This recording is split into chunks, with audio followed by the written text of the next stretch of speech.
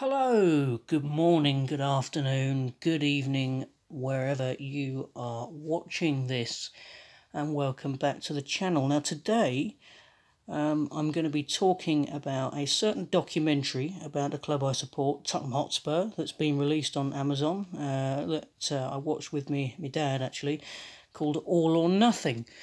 And it goes behind the scenes are at what's been an interesting season at Tottenham Hotspur. Started out with Mauricio Pochettino as a manager, ended it with Jose Mourinho, and yeah, I'll give my opinions on it.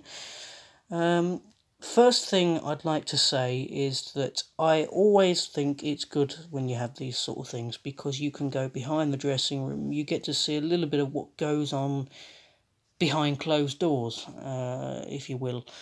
So I'm always all for these types of documentaries. I always think they are very, very well done. There are positives. My negative that I have with the All or Nothing documentary is Mauricio Pochettino was at Tottenham Hotspur for, I think, 5 years. Or 6, it might have been 6, or 5 or 6, I can't remember. He was at Tottenham for 5 or 6 years, and in that time he did a lot for Tottenham Hotspur. And I know there'll be people watching this going, "Oh, but he didn't win you a trophy." Yeah, whatever. Okay, I'm not talking about that. I'm talking about the fact that Tottenham Hotspur, when he came in, were a mid-table club, and he took them to regular finishes in the top 4. In 5 seasons, they got regular finishes in the top 4, and they reached the European Cup final. So, and they were mid-table, going nowhere when he came in. So, I will say that. And the thing about the documentary is it just kind of glosses over a lot of what he did for us. It becomes, I mean, I know they have to edit a lot of it out because they can only fill a certain amount of time, but a lot of it just becomes the Jose Mourinho show. And, I like Mourinho as a manager. I don't think he's, some people say he's past his best. I don't think he is. But I also liked Pochettino, and I do think Pochettino's sacking was very unfair. And I know I'm going to get stick from Tottenham supporters now going, "No, but we were doing terrible and the players didn't want to play for him anymore." No, I don't think that's what it's about. I think the problem is that the problem it starts with the people at the top, and the person at the top in this particular case is one Daniel Levy. Now, Levy is a very clever businessman, building Tottenham's new stadium, very clever indeed. However, is Levy very clued up on football? I don't think so. And I'm not going to say he doesn't care. I think he does care. I just don't think he's very clued up. And Pochettino was not backed by Daniel Levy. There was hardly any money spent. It was a miracle that Pochettino did what he did with us, really, because there was hardly any money spent at all. And, it was just one of those things where I think we were overachieving, not because Pochettino's not a good manager. We were overachieving because realistically the squad we had weren't a top 4 squad. There's great players in there, the likes of Son, Kane, Dele Alli when he's on form.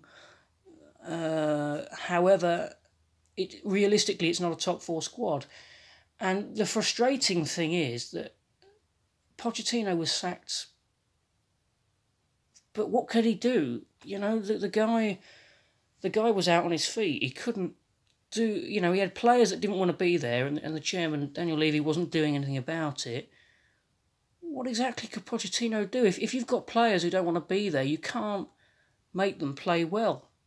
You can't, you can't force them to put in the effort if they're not playing well, and they don't want to be there, like Christian Eriksen. And the frustrating thing is that Mourinho will probably get whatever he wants because he's the special one. And I think fans are too quick to jump on the back of the manager when things don't go well and get on the manager's case. The same happened at Arsenal with Unai Emery. He, he wasn't backed very well by the owners. The guy was doing what he could with the squad he had, which wasn't brilliant, and he needed time to turn it around after Wenger left. And instead, all he got was fans getting on his case because things weren't going very well, which is natural that they weren't going very well at the time, and he got the sack. The same thing happened at Manchester United when they brought in David Moyes. David Moyes, came in after the legend that is Sir Alex Ferguson, and of course he found it difficult. But what he needed at that time was support from the fans and support from the club, not the club going, oh, well, we're not going to back you with this, we're just going to sack you because you're not doing well, even though we're the ones that haven't actually given you the money to spend. How does that work? How does that work? And it just, I know Tottenham have improved under Mourinho, but it just seems so... Just sacking Pochettino just seemed such the cowardly move from leaving. And the way he did it as well. In the documentary, Harry Kane says that he spoke to Pochettino and Pochettino said, well, all he did was ask him just to pack his bags up and leave. There's no thank you for what you've done for the club, all the rest of it.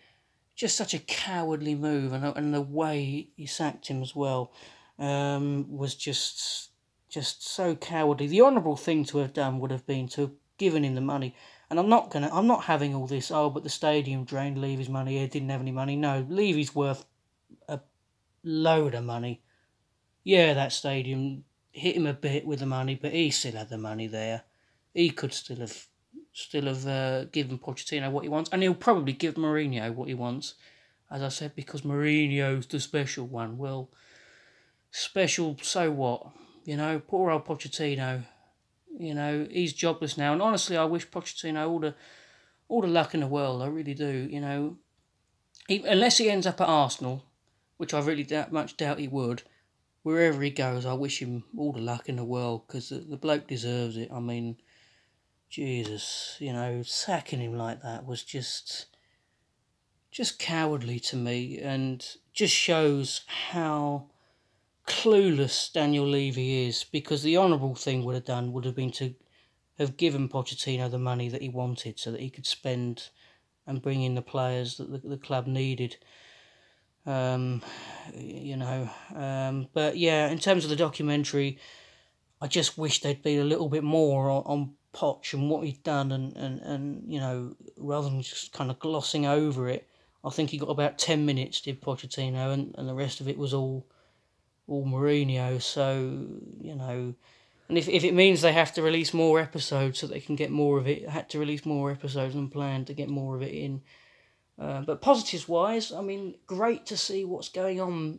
You see, it's very funny because there's swearing in the documentary, and Mourinho, I didn't have Mourinho down as the sort of manager that would swear a lot, but seemingly he does. There's a very funny scene when he gets hired and he's listening to the radio and they're talking about him being hired at Tottenham, and he says, one of them says, oh, I think Mourinho's passed his best, and he just gets up, turns the radio off and tells them to, well, there you are, watch the documentary if you want to hear it.